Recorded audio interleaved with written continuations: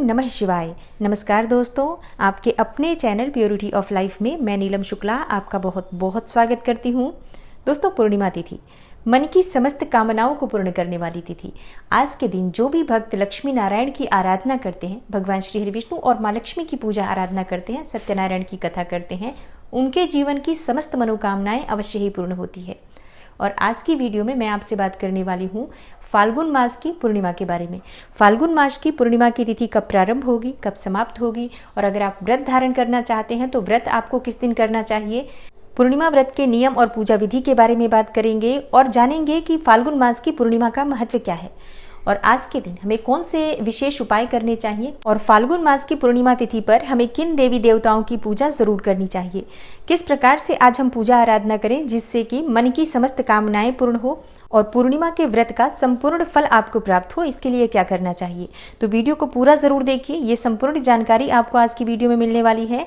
तो अगर आपको आज की वीडियो अच्छी लगे तो लाइक भी जरूर कीजिए और शेयर भी जरूर कीजिए फैमिली फ्रेंड्स के साथ। चैनल पर पहली बार आए हैं, अगर अभी तक आपने चैनल को सब्सक्राइब नहीं किया है तो आज की वीडियो अगर आपको अच्छी लगे तो चैनल को सब्सक्राइब जरूर कर लीजिए और बेल बटन को भी प्रेस कर लीजिए। इससे ये होगा कि इस चैनल पर जो नई वीडियो अपलोड होंगी उनकी नोटिफिकेशन आपको सही समय पर प्राप्त होगी।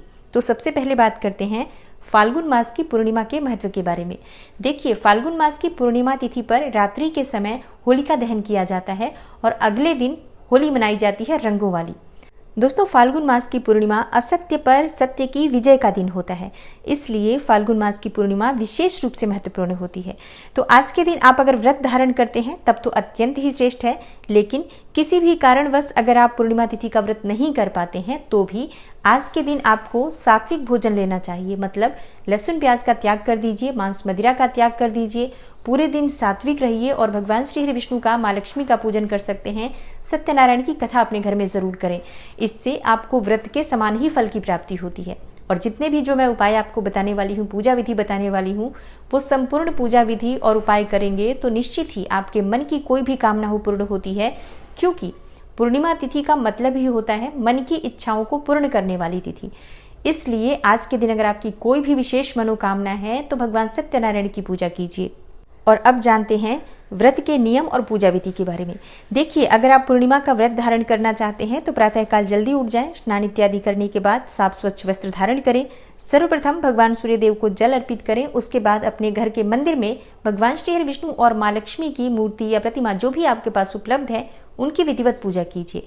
भगवान श्री हरि विष्णु और माँ लक्ष्मी के सामने शुद्ध घी का दीपक प्रज्वलित करें और इसके बाद आप अगर व्रत करना चाहते हैं तो व्रत का संकल्प ले लीजिए। अपने दाहिने हाथ में थोड़ा सा जल और पुष्प लेकर भगवान श्री हरि विष्णु का मन में स्मरण करते हुए, उनका ध्यान करते हुए संकल्प लीजिए कि आज आप पूर्णिमा तिथि का व्रत धारण करना चाहते हैं। और अगर आप किसी मनोकामना के निमित्त ये व्रत धारण कर रहे हैं तो अपनी मनोकामना का संकल्प भी भगवान श्री हरि विष्णु के सामने लीजिए और भगवान श्री हरि विष्णु और माँ लक्ष्मी से प्रार्थना कीजिए कि आपकी जो इच्छा है, जो आपकी कामना है, बहुत ही शीघ्र पूर्ण हो और जाने अनजाने व्रत में, पूजा पाठ में किसी प्रकार की भूल चूक हो जाए, इसके लिए क्षमा प्रार्थना कर लीजिए। भगवान श्री हरि विष्णु और माँ लक्ष्मी से प्रार्थना कीजिए कि आपका ये व्रत निर्विघ्न पूर्ण हो। इस प्रकार से हमें व्रत का संकल्प ले लेना चाहिए और उसके बाद आप भगवान श्री हरि विष्णु की और माँ लक्ष्मी की विधिवत पूजा आराधना करें, उन्हें धूप दीप नैवेद्य अर्पित करें, फल अर्पित करें, मिठाई का भोग लगा सकते हैं या आप चाहें तो आटे को घी में भूनकर चीनी मिलाकर पंजीरी बनाकर भगवान श्री हरि विष्णु को अर्पित कर सकते हैं। और उसके बाद आप सत्यनारायण की कथा का पाठ कर सकते हैं। चाहे तो ब्राह्मण बुलाकर भी आप सत्यनारायण की कथा करवा सकते हैं या अगर ऐसा संभव ना हो तो स्वयं ही सत्यनारायण की कथा का पाठ कर सकते हैं। और इसके बाद आपको भगवान श्री हरि विष्णु की आरती करनी चाहिए। और अगर आपका पूर्णिमा का व्रत है तो आप फलाहार के द्वारा ये व्रत कर सकते हैं, जैसे कि फल, जूस, दूध इत्यादि लेकर और पूर्णिमा का व्रत आप कर सकते हैं। शाम के समय चंद्रमा को अर्घ्य देकर और उसके बाद आप चाहें तो व्रत खोल सकते हैं। देखिए, बहुत से भक्त शाम को चंद्रमा को अर्घ्य देने के बाद, पूजा पूर्ण करने के बाद भोजन कर लेते हैं, लेकिन बहुत से भक्त ये व्रत अगले दिन खोलते हैं। तो जिस प्रकार से आपने ये व्रत शुरू किया है उसी प्रकार से आपको ये व्रत करना चाहिए। और अब जानते हैं कि फाल्गुन मास की पूर्णिमा तिथि कब है, तिथि कब प्रारंभ होगी, कब समाप्त होगी, व्रत आपको कब धारण करना चाहिए। देखिए, पूर्णिमा तिथि प्रारंभ हो रही है गुरुवार को, यानी कि 17 मार्च की दोपहर 1:29 पर और पूर्णिमा तिथि की समाप्ति हो रही है शुक्रवार यानी कि 18 मार्च को दोपहर 12:47 पर। तो व्रत हमें कब करना चाहिए? देखिए, जो व्रत पूर्णिमा का होता है उसमें चंद्रमा को अर्घ्य देने का विशेष महत्व होता है और 18 मार्च को जो तिथि हमें प्राप्त हो रही है, सूर्योदय कालीन तिथि प्राप्त हो रही है, लेकिन पूर्णिमा तिथि 12:47 पर दोपहर में ही समाप्त हो जाएगी। तो शाम को हमें चंद्रमा प्राप्त नहीं हो रहा है पूर्णिमा का, इसलिए गुरुवार को यानी 17 मार्च के दिन पूर्णिमा का व्रत धारण करेंगे और इसी दिन होलिका दहन भी होता है और अगले दिन रंगों वाली होली खेली जाती है।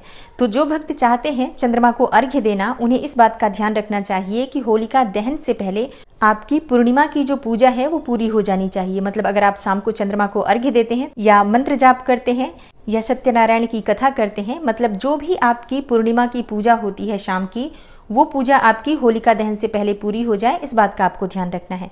और जो भक्त शाम को भोजन कर लेते हैं, मतलब शाम को पूर्णिमा का व्रत खोल लेते हैं, तो उन्हें भी होलिका दहन से पहले अपना व्रत खोल लेना चाहिए।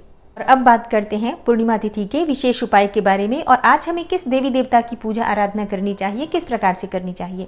देखिए, आज पूर्णिमा का दिन है तो चंद्रमा की पूजा जरूर करें, चंद्रमा को अर्घ्य देना चाहिए, हर किसी को देना चाहिए। जरूरी नहीं है कि आप व्रत धारण करें, बिना व्रत किए भी शाम के समय जब चंद्रमा उदय होते हैं उस समय आपको अर्घ्य देना चाहिए। तो अर्घ्य देने के लिए आपको क्या चाहिए? आपको थोड़ा सा कच्चा दूध चाहिए, गाय का मिल जाए सर्वश्रेष्ठ है, गाय का ना मिले तो जो भी दूध आपके पास उपलब्ध हो, थोड़ा सा गंगा जल मिलाकर आप उसका प्रयोग कर सकते हैं। तो एक पात्र में थोड़ा सा दूध लें, थोड़ा सा गंगा जल और उसमें जल डालकर और इसके बाद इसमें थोड़ा सा अक्षत, थोड़ा मिश्री या शहद कुछ भी डाल सकते हैं आप, और एक पुष्प सफेद रंग का डालकर आप चंद्रदेव को अर्घ्य दें। और चंद्रमा को अर्घ्य देने का मंत्र होता है ओम सोम सोमाय नमः या ओम चंद्रमसे नमः। इस मंत्र के द्वारा भी आप अर्घ्य दे सकते हैं।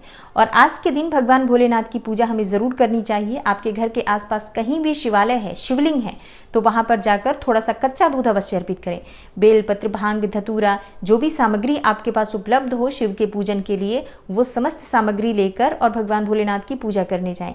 अक्षत जरूर होना चाहिए, इस बात का ध्यान रखें। पूर्णिमा के दिन शिवलिंग पर कच्चे दूध में थोड़ा सा अक्षत और मिश्री मिलाकर अगर आप अर्पित करते हैं तो इससे आपके जीवन में सुख समृद्धि की प्राप्ति होती है, संतान प्राप्ति में आ रही बाधाएं दूर होती हैं, नौकरी और व्यापार में आ रही बाधाएं दूर होती हैं, स्मरण शक्ति में वृद्धि होती है। अगर आप विद्यार्थी हैं तो आज आपको शिवलिंग पर ये चीजें जरूर अर्पित करनी चाहिए, इससे आपको शिक्षा में सफलता की प्राप्ति होती है। और पूर्णिमा के दिन घर में सत्यनारायण की कथा करने से मन की समस्त कामनाएं पूर्ण हो जाती हैं।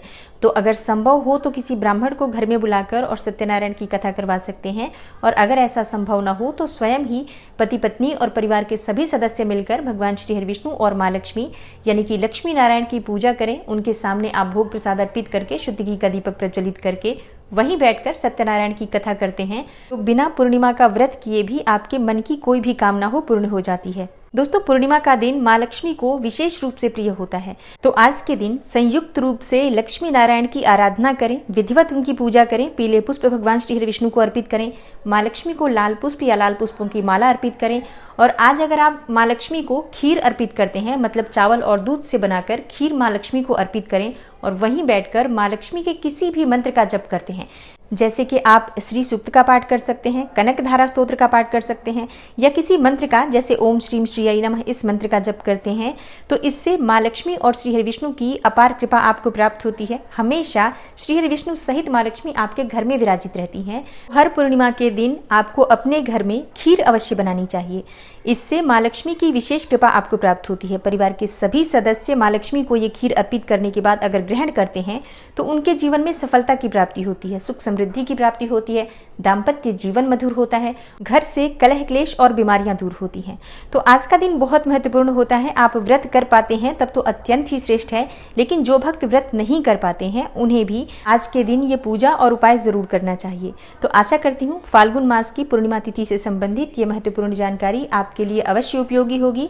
अगर आपको आज की वीडियो अच्छी लगी हो, आपके लिए थोड़ी सी भी हेल्पफुल हो, तो वीडियो को लाइक जरूर कीजिए, शेयर कीजिए फैमिली फ्रेंड्स के साथ। और चैनल पर पहली बार आए हैं, अगर अभी तक आपने चैनल को सब्सक्राइब नहीं किया है तो आज की वीडियो अगर आपको अच्छी लगे तो चैनल को सब्सक्राइब जरूर कर लीजिए और बेल बटन को भी प्रेस कर लीजिए। इससे ये होगा कि इस चैनल पर जो नई वीडियो अपलोड होंगी उनकी नोटिफिकेशन आपको सही समय पर प्राप्त होगी।